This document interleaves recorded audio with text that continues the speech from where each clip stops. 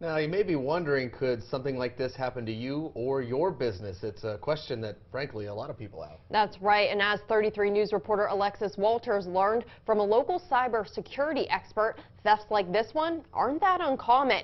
She has those details and more, new at 11. Computer hackers don't discriminate. They target big businesses, small businesses, and individual people. It's a game. It's like Russian roulette. They do thousands at a time. You can have virus protection on your computer, take precautions with your passwords, but Email is the easiest thing in the world to spoof. We can actually spoof your email address and send out emails under your own name, and it looks just like you. And since many hackers are outside of the U.S., the justice system has no legal ability to arrest them once they've scammed. A lot of business owners don't take steps in preventing it.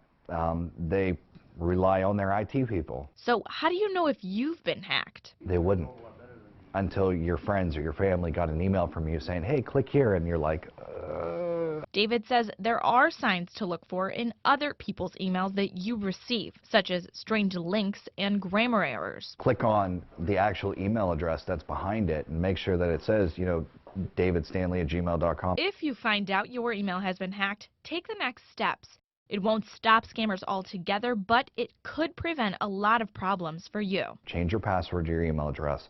If that doesn't work, email all your contacts. We're going to move your email address to a different, provider. Alexis Walters for 33 WYTV. Now, once you've taken those steps that Lexi was just talking about, you can file a complaint with the Federal Trade Commission. This keeps them in the loop of websites or hackers that are scamming people.